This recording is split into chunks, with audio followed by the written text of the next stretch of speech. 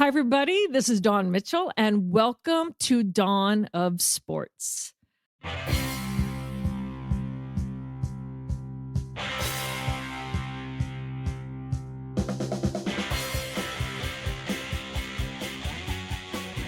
This week, we have an awesome guest, quite frankly, one of my dearest friends, and it's just such an apropos time to talk basketball, also to talk about just what a strong, powerful woman she is, an entrepreneur, a sports fan. So we have a lot coming up with Nadine Babu in just a few minutes.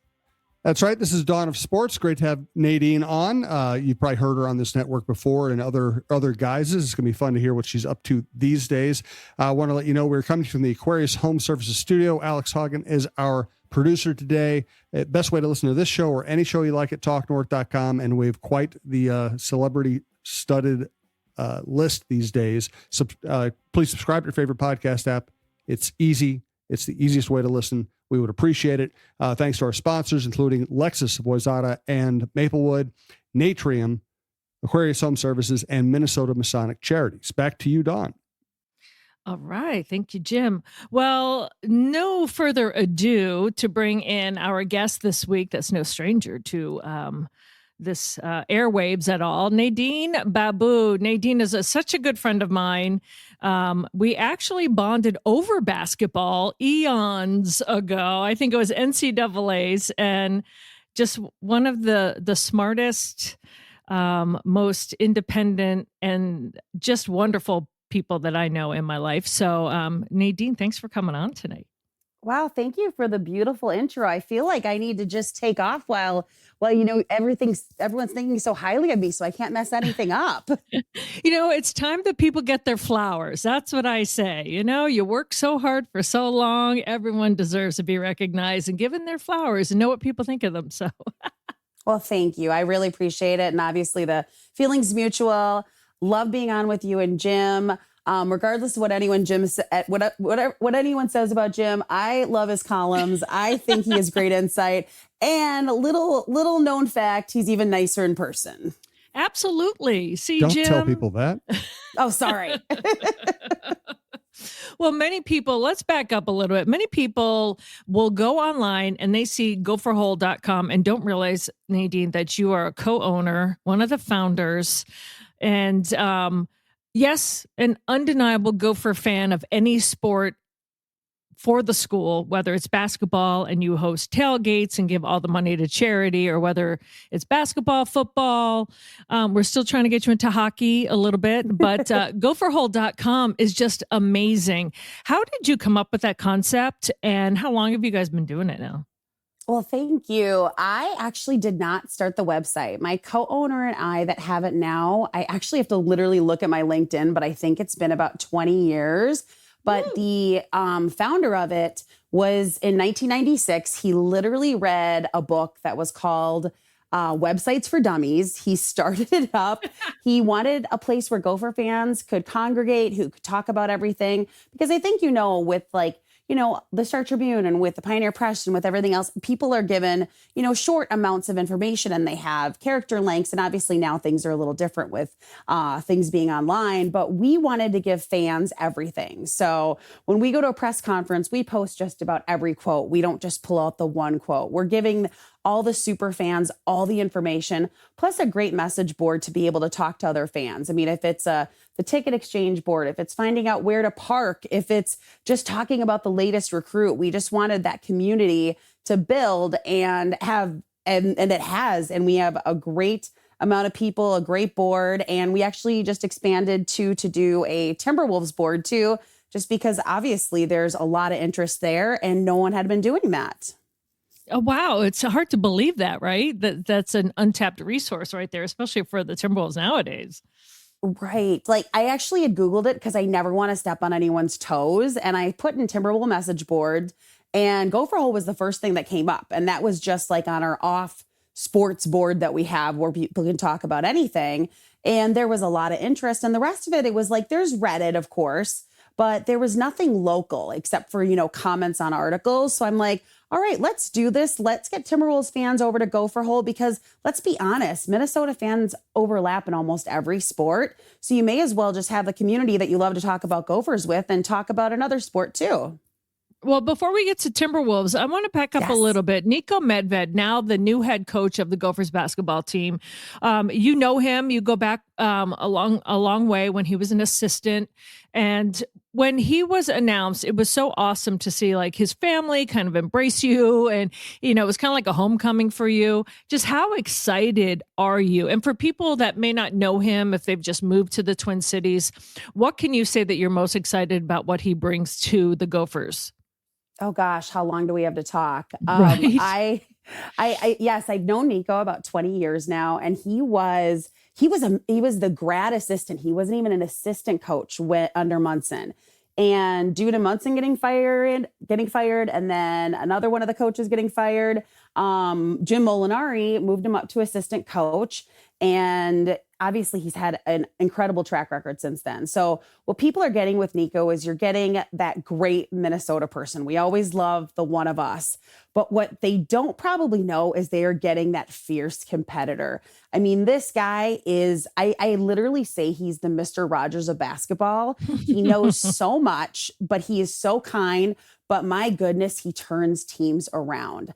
I mean, he had a vision. He's learned under the best too. I mean, he had the opportunities. After he was here, he had, a lot of different opportunities. He was a head coach at Furman. He was an assistant at Colorado State. And he actually chose to stay at Colorado State under Tim Miles. Even when Tim Miles went to Nebraska, he stayed under Larry Eustace.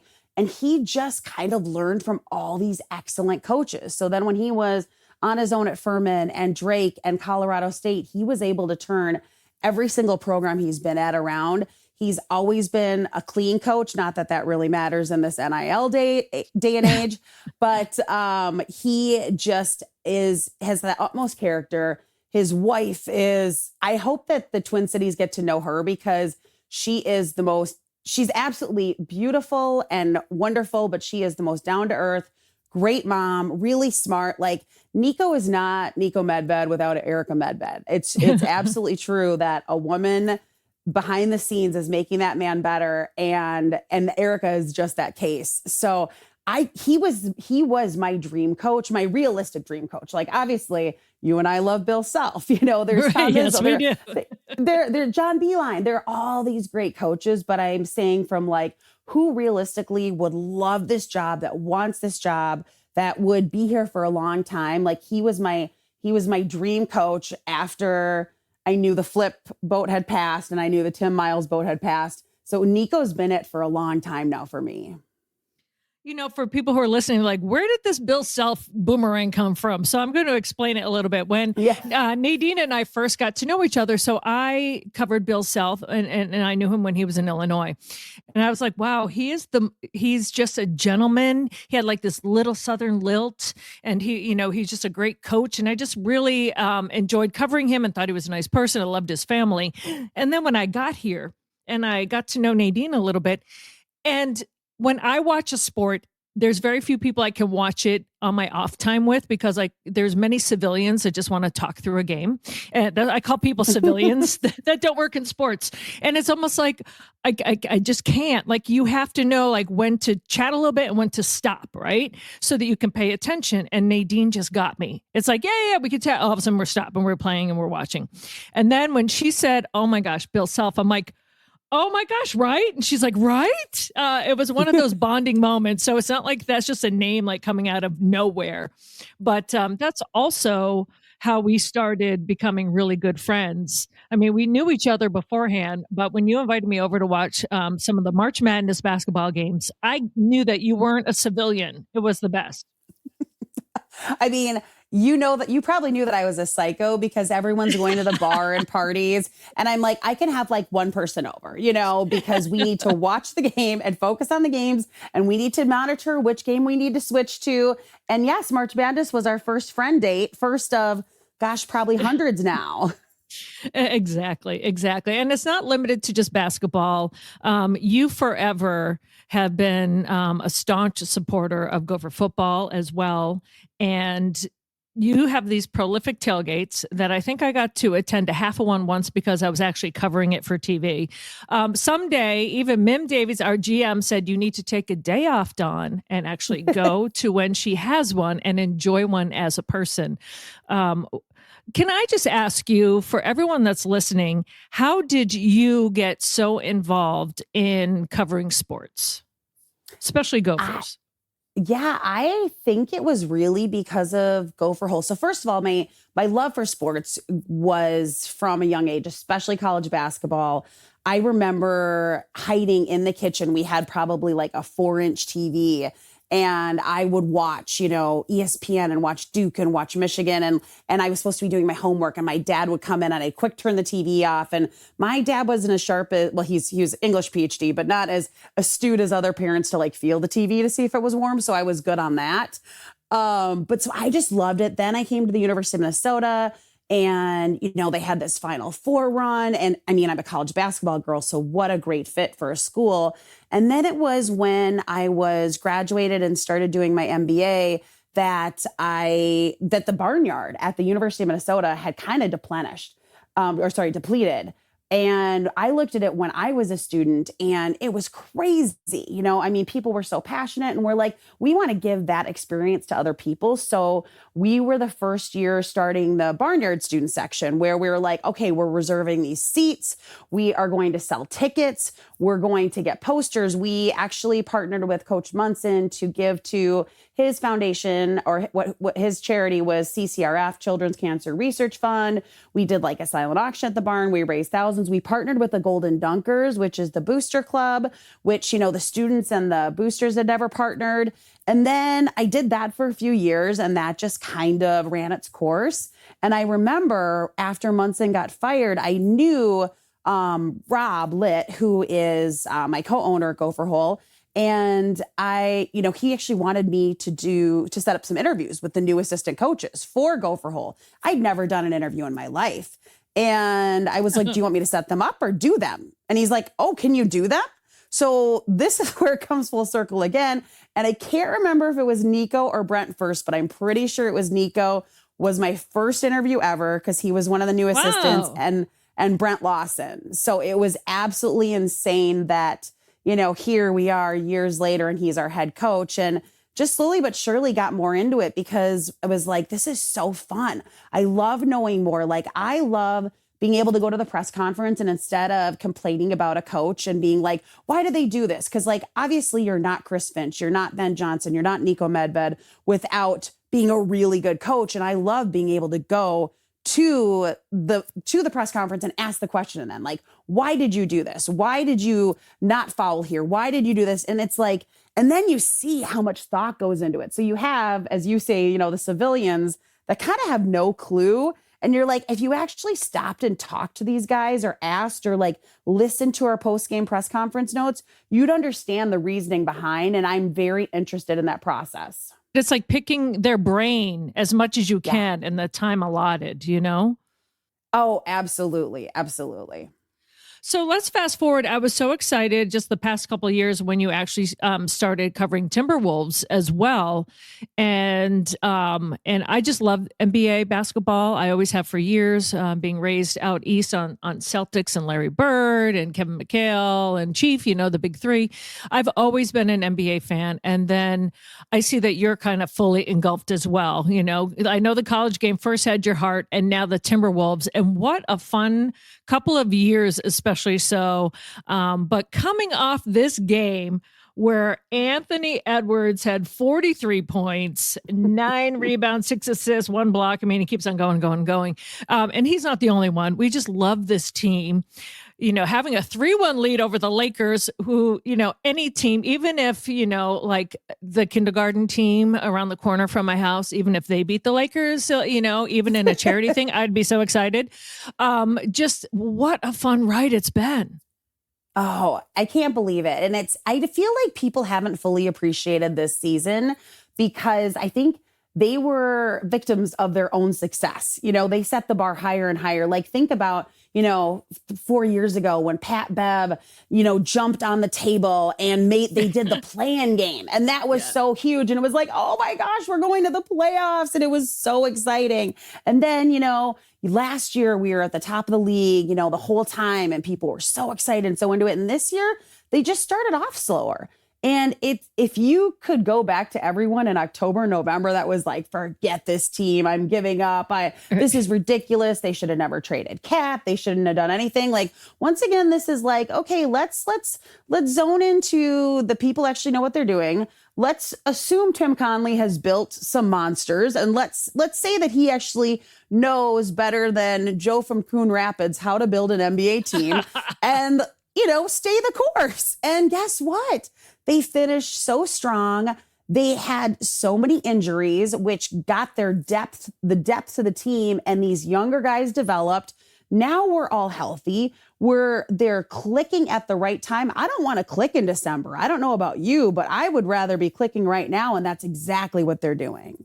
I want to thank the sponsors who make this podcast possible, made the network a success. Let's start with great Minnesota company we've been working with for a while now, Minnesota Masonic Charities.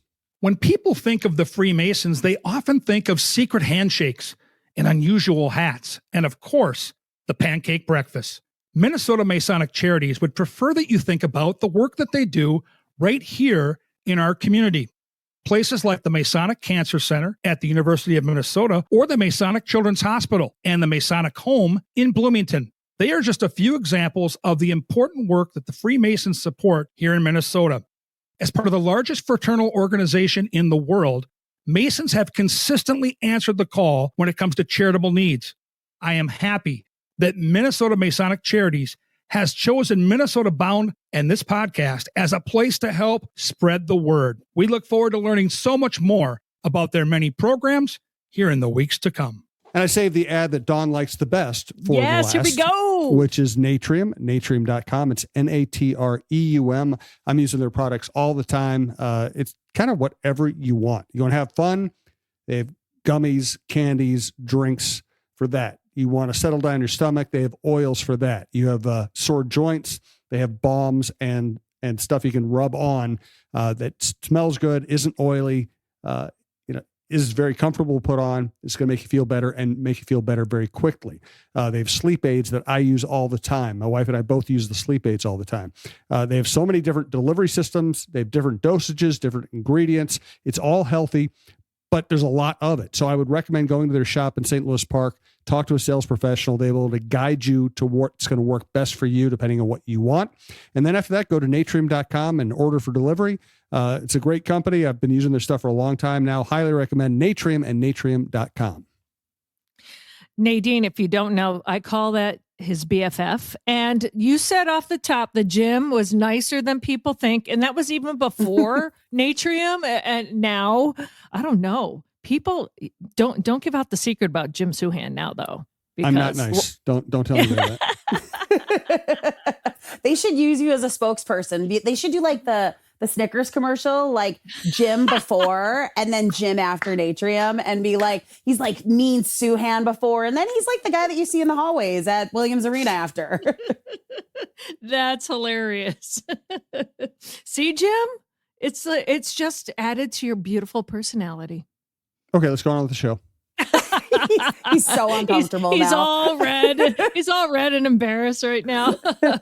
Nadine, we talked about Ann. We talked about, Chris Finch just kind of being a mastermind. I just really love the relationship that Finchy has with his players.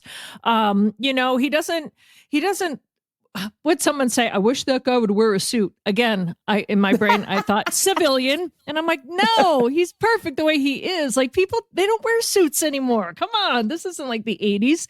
I adore just how much the team loves him and just their whole relationship. I couldn't agree more. I mean, you just see it. You can't fake something like that. Even all the little ad libs and like, I'm sorry, the way Aunt says Finchy is one of the cutest things I've ever heard in my life. Exactly. It's so endearing. It's so loving. And the thing is, people see such a little tiny bit of Chris Finch. Even as media, we do.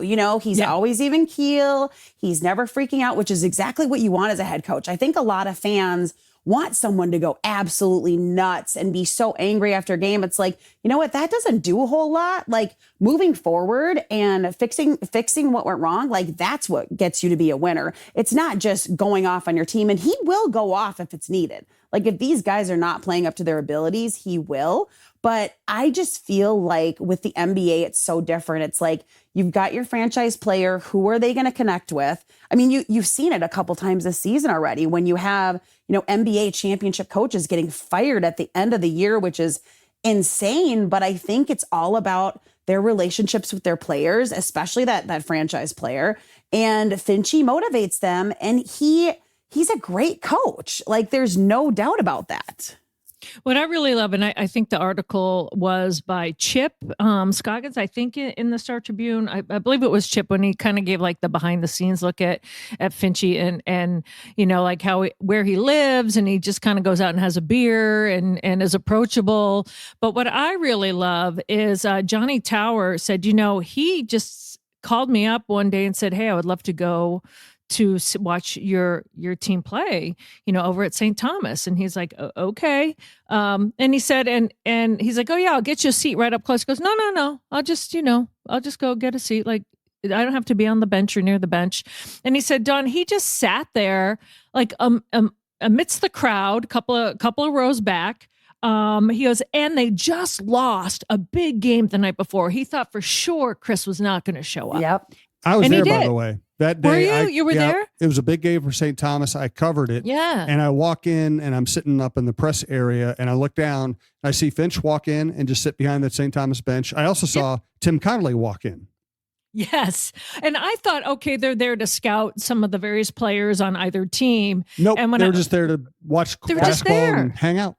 And just hang out. That's right. And he said afterwards, they just hung out a couple hours afterwards, had a beer, talked basketball, and they forged this friendship. And the humility, that's all I can think of. The humility and the normalness of this whole interaction and supporting another coach. And it must be very hard in that world to find, they look at us like civilians, right? It must be hard in their insular, positions to be able to have friendships in terms of, let's just go have a beer, talk basketball, and like, you get what I'm doing, and I enjoy seeing that sneak peek. Don't you?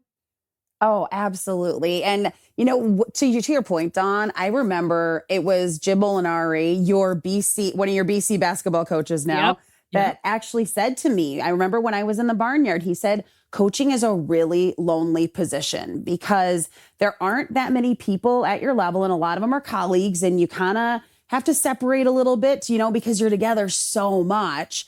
And there are a lot of people that are just trying to get something from you or, look at you in kind of like a hero's eyes when you're just a regular person, so it's really a lonely position, especially if you don't have a great support system. And to see that Finchie came out to that, I know he was at least one Gopher football game this year too. And he doesn't want attention. He doesn't want to be showered. He does by the way, I do. Like when I go to a St. Thomas game, like when Johnny Tower and Ben Frazier, like you want VIP room, you want tickets. I'm yes, and yes. So just putting that on the record for anyone that would like me there. I like special treatment, but that's because I'm not a celebrity like they are, God, I love you. I really do. I can't get enough. You just say it like it is, and now it doesn't happen in a vacuum, right? Of course, it's not just Chris Finch. It's not just Ant. Who would you say? I mean, some people say Jaden, McDaniels, and I love Ant saying, 2 words, not in this victory, the victory beforehand. Mm-hmm. Someone said, how'd they close it out? He goes, 2 words, Jaden McDaniels. Like, just like he was when Kat was here. He just gives each other their honor, their due. But who do you think on this team stands out for you personally as, and I don't even want to say an X factor, because as Chris Finch said a couple of weeks ago, I feel like I have 7 or 8 guys that could be my starters. Like I have such a deep team. Who do you think is one of those players that may not get as much attention, obviously, as Ant, but makes this team go? You know what? I don't know. I would actually like to run down a couple if that's okay. Because it's true. I could name like 5 of them for sure. Yeah. So, I mean, obviously, I think it starts at the top with Mike Conley. I just think that his he just changed this team. I mean, it was like we got a better Pat Bev when Pat Bev left, and someone who just has this incredible maturity, knows how to coach these guys, knows, like, just brings his veteran mindset in, and is just, I mean, obviously we know what a good guy he is. So I think that like him mentoring somebody like Ant is fantastic. Someone who I don't think is getting a lot of the credit. I mean, obviously he's playing well, but I don't think a lot of our fans love him as much as Julius. And yes. And time again, Finchie's been like, because he was known as more of a diva in New York, and he wanted to be the star, and here he wasn't going to be. But like Finchie said, he's done every single thing that we've asked of him, you know? So which means that he's more about winning and advancing than his own personal accolades. And guess what? Along the way, his personal accolades have been building up, you know? Absolutely. You've got Rudy, who this last stretch of the season has played phenomenally. He's not super vocal or anything, but I think he's another one too, where he is a big name defensive player of the year. And he's just like, okay, whatever you need. Then you've got Dante DiVincenzo, who I absolutely love.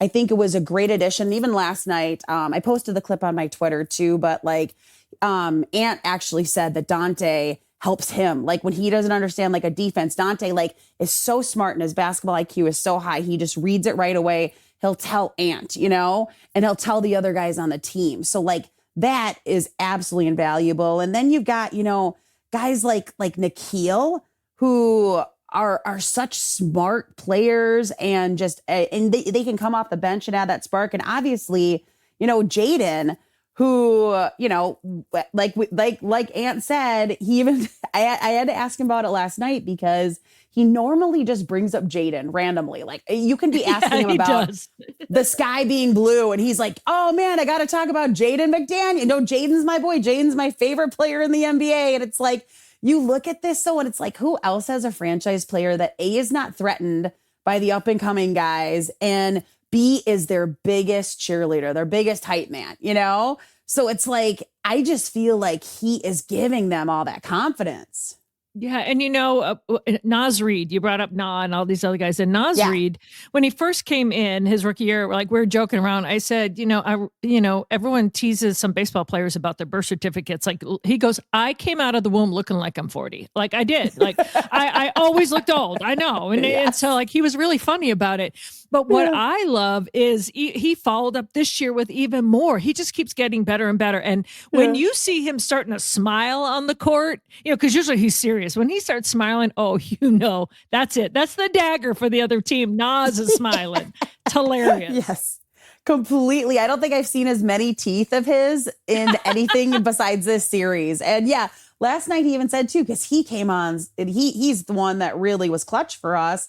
And Finchie made the joke, like, you know, really like, you know, Nas coming out in, you know, the fourth quarter, but feel free to do that in the beginning 3 quarters too, you know?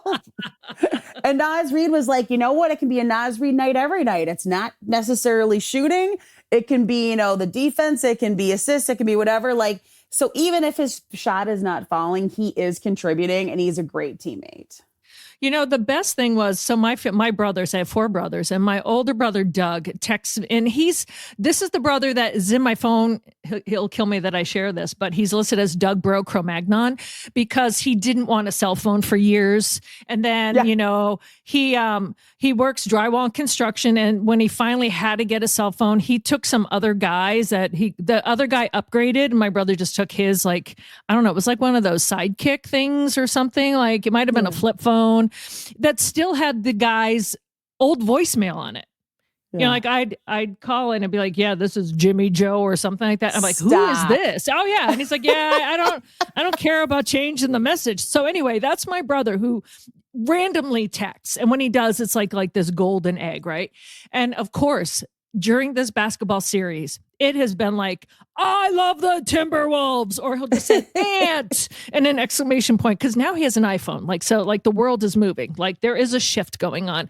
So he will send me these texts and then he goes, yeah, and how about that Nick guy? I go, the Nick guy? I go, no.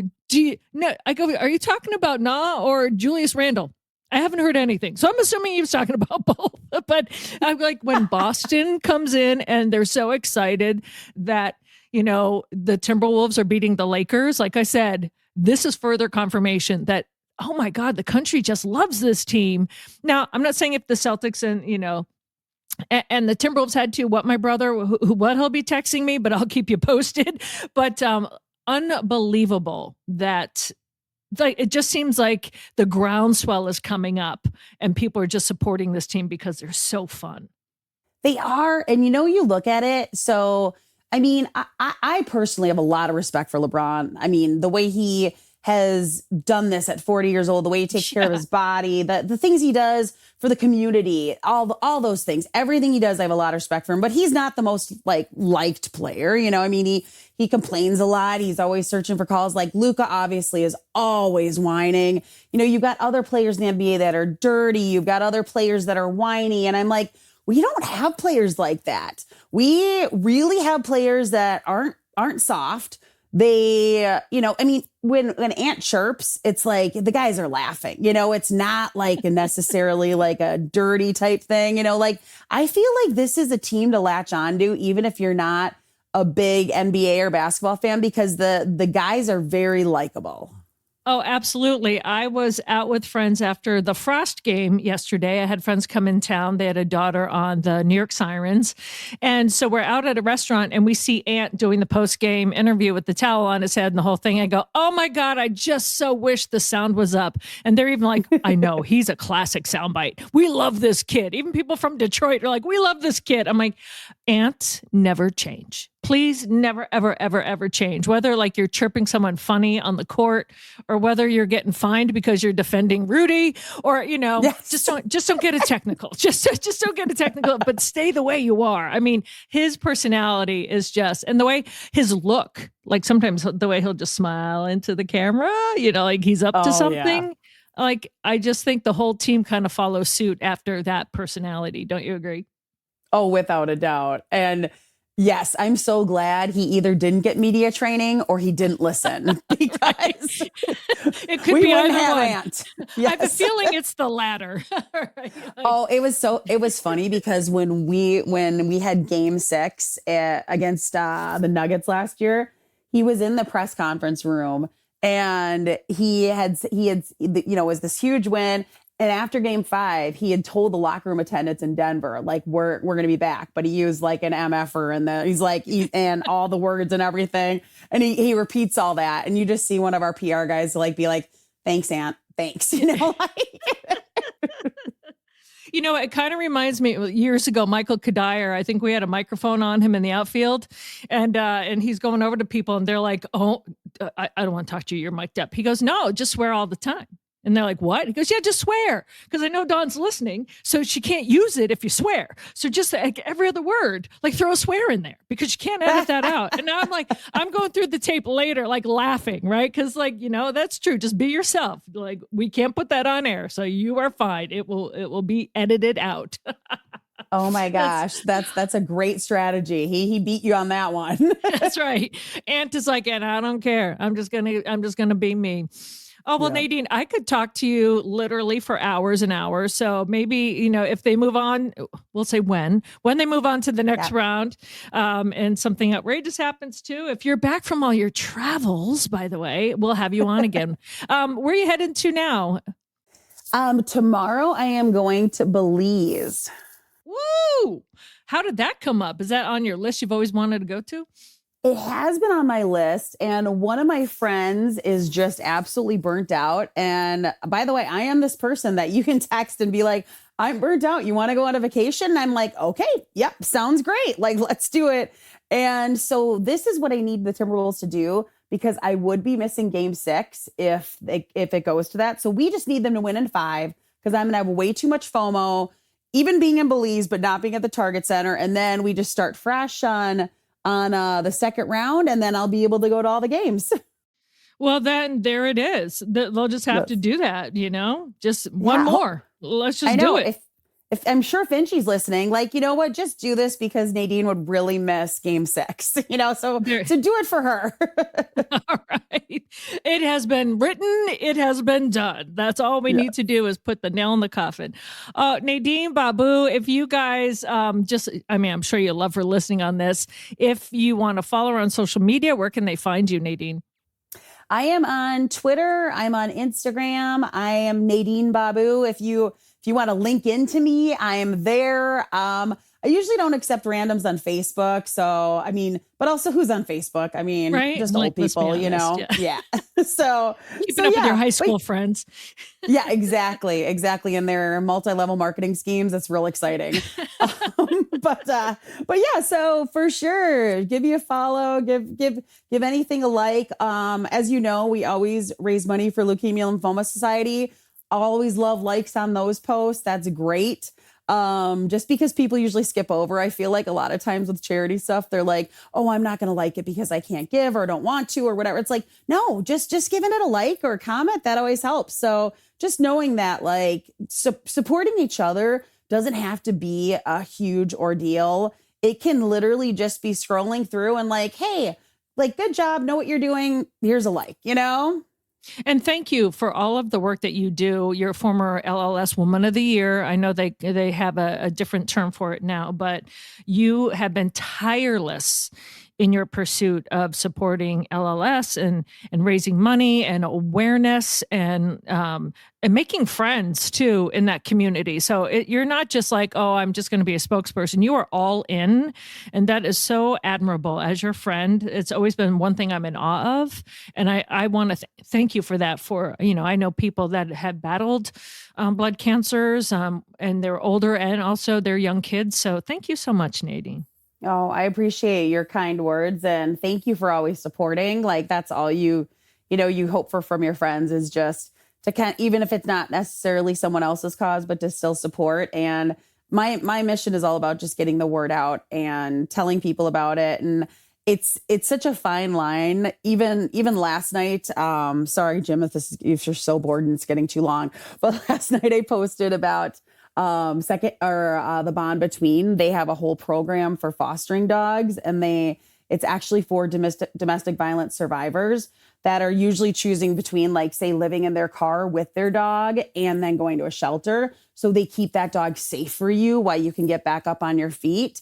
And I'm posting it, and I'm like, I never want the accolades of, oh my gosh, good job, thank you for fostering, whatever. Like, I really just want to raise awareness, because like just hearing your reaction saying, oh, like, I don't think people know.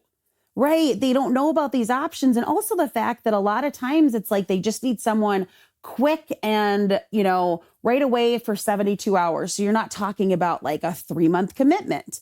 So I think it's just good to know that people can do whatever they can that matches their schedule, and everyone has their own things going on in life. But I will tell you, anytime things get bad or gloomy, like, my toxic trait is just throwing myself more into charity, because you're like, wow, my life is really great. Like, I'm not dealing between my best friend, like living with my best friend and living in a car, and I don't have cancer. And, like, things like that are just always a great reality check.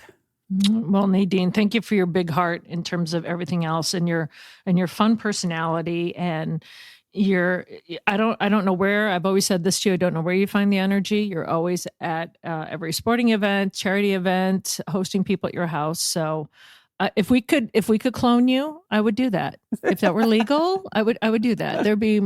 I'd call them Nadine 1. Well, you're Nadine 1, Nadine 2, 2.5. I'd keep going, kind of like an iPhone. I would just like keep on doing it. So not new and improved, just the same as the awesome you. You're too sweet. I'm sure. I'm sure Bob from Coon Rapids would not enjoy that. There are a lot of those guys that would not like more of me. That's all right. Civilians. That's what I call them. Civilians. Yes. Oh. Nadine, thank you so much. If you guys are listening, check her out. Gopherhole.com. And it's not only Nadine. She's got other people that are on there, but also Nadine on her socials. And if you see her out there, just give her a wave, because she'll be there. Thanks, Nick. Thank you so much for having me.